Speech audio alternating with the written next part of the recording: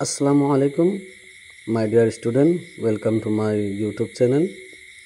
YouTube channel লৈ সকলোলৈ স্বাগতম।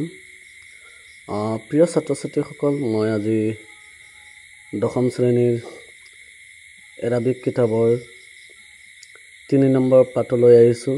ইবনাতুন ও উম্মুহা। ইবনাতুন মানে ছোৱালী, ৱাও মানে আৰু, উম্মুন মানে মা, হা মানে তাইৰ, মানে ছোৱালী আৰু তাইৰ মাতৃ।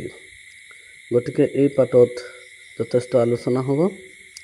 তোমালোকে এটা কথা লক্ষ্য কৰিবা, উমৰ ইবনুল খাত্তাবৰ পৰা আদি কৰি শ্যাম, ইৰাক, মিছৰ, এই 1, 2, 3, 4 শাৰী, এই 4 শাৰীৰ ব্যাখ্যা মই ইফালে দিছোঁ, চাই লোৱা তোমালোকে। এইটো ইম্পৰ্টেণ্ট, 2018 চনত আহিছিল। মই এক্সপ্লেইনটো কৰি দিছোঁ, অৰ্থাৎ অনুবাদটো চোৱা। খাত্তাবৰ পুতেক উমৰ ৰাদিয়াল্লাহু তাআলা মুছলমানসকলৰ দ্বিতীয় খলিফা আছিল। তেওঁ হিজৰী চন আৰম্ভ কৰিছিল আৰু মুহৰম মাহক ইয়াৰ প্ৰথম মাহ ধৰিছিল। তেওঁৰ ৰাজত্বকালত আৰবসকলে শ্যাম, ইৰাক আৰু মিছৰ, ইজিপ্ত জয় কৰাত ইছলামৰ ৰাজত্ব বহুত ডাঙৰ হৈছিল। ইজিপ্ত মানেতো, মিছৰ মানে আৰবী শব্দ, অসমীয়াত ইজিপ্ত বুলি কোৱা হয়। জয় কৰাত ইছলামৰ ৰাজত্ব বহুত ডাঙৰ হৈছিল। গতিকে ইয়াৰ পাছতো চোৱা, কানা মিন আদাতি উমৰ ইবনুল খাত্তাব ৰাদিয়াল্লাহু তাআলা, তোমালোকে ইয়াতো চাই লোৱা। এইটো 2018 চনত আহিছিল। কানা মিন আদাতিৰ পৰা একেলগে লি ইবনাতিহা ইমান পৰা 1, 2, 3, 4 এইখিনিৰ অনুবাদ মই ইয়াতে দি দিছোঁ, চাই লোৱা। তোমালোকৰ যদি প্ৰয়োজন হয় ইয়াৰ পৰা তোমালোকে ল'ব পাৰিবা, মোৰ মৰমৰ ছাত্ৰ-ছাত্ৰীসকল। চোৱা, ইয়াত কি কৈছে, উমৰ ইবনুল খাত্তাব মুছলমানসকলৰ খা খবৰ ল'বলৈ আৰু তেওঁলোকৰ অৱস্থা জানিবলৈ ৰাতিত ভ্ৰমণ কৰিছিল। এদিনাখন ৰাতি তেওঁ মদিনাৰ পথেৰে গৈ আছিল। এনেতে তেওঁ এগৰাকী তিৰোতাই তেওঁৰ ছোৱালীক কোৱা শুনিলে।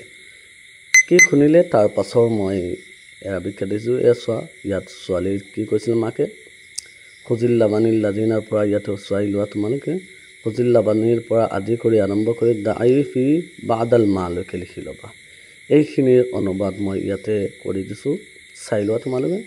মোৰ প্ৰিয় ছাত্ৰ-ছাত্ৰীসকল, ইয়াত লিখিছে, আজি বেচিব লগা গাখীৰখিনি লোৱা আৰু তাত অলপ পানী মিহলাই দিয়া। তাৰ পাছত কি কৈছে চোৱা, ফাকালাত লাহা লিবনাতু, তেতিয়া ছোৱালীজনীয়ে কৈছিল। ইয়াৰ পৰা অনুবাদ আছে, চাই লোৱা তোমালোকে। ইয়াত তেতিয়া ছোৱালীজনীয়ে তাইক ক'লে, অৰ্থাৎ মাতৃক কি কৈছিল, আলা লা তা'লামিনা ইয়া উম্মি আন্না হাদাল আমালু দিদ্দুদ্দিন ওয়া আন্না উমরু আমিরুল মুমিনিন। ইয়াৰ পৰা আৰম্ভ কৰি ইমানলৈকে চোৱা তোমালোকে। ইয়াত অনুবাদখিনি দিছোঁ মই। আপুনি নাজানেনে যে নিশ্চয় এইটো ইছলামৰ পৰিপন্থী কাম আৰু নিশ্চয় আমিৰুল মুমিনিন উমৰে আদেশ দিছে যে কোনোৱে যাতে গাখীৰত পানী নিমিহলায়। গতিকে মৰমৰ ছাত্ৰ-ছাত্ৰীসকল, তাৰ পাছতো চোৱা, কালাতিল উম্মু, তেতিয়া মাকে কি কৈছিল ছোৱালীজনীক, মাকে কি কৈছিল, ইয়াত আৰবীখিনি চাই লোৱা তোমালোকে। এইখিনি অত ইমানলৈকে, দাইল মাৰ পৰা ইমানলৈকে দিছোঁ, তোমালোকে আৰবীখিনি অনুবাদ চাই লোৱা। কৈছিল, মাকে কৈছিল, হেৰা এতিয়া তুমি পানী মিহলোৱা আৰু ভয় নাখাবা, কাৰণ উমৰে আমাক দেখি থকা নাই। মাকে ছোৱালীজনীক এই কথাষাৰ কৈছিল। মোৰ মৰমৰ ছাত্ৰ-ছাত্ৰীসকল, কালাতিল বিনতু, তেতিয়া চোৱা, ইয়াত কৈছে, ইন্না কানা উমৰু লা ইয়াৰানা ফা ইন্নাল্লাহা ইয়াৰানা। এইখিনি অনুবাদ মই থলত দি দিছোঁ, চাই লোৱা ধুনীয়াকৈ। তেতিয়া ছোৱালীজনীয়ে কৈছিল, যদিও উমৰে আমাক দেখা নাই, কিন্তু আল্লাই আমাক চাই আছে।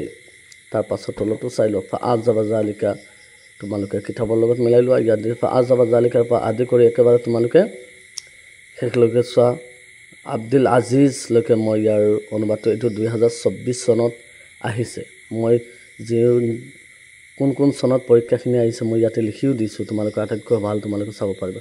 এই কথাটোৱে উমৰ বিন খাত্তাব ৰাদিয়াল্লাহু তাআলা কৰিছিল আৰু তেওঁ তাইৰ পৰিয়ালৰ পৰা যুৱতীগৰাকীক খুজিছিল। তাৰ পিছত তাই তেওঁৰ পুতেক আছিমৰ ঘৈণীয়েক হৈছিল। এই যুৱতীগৰাকীয়েই ন্যায় বিচাৰক খলিফা আব্দুল আজিজৰ আইতা আছিল।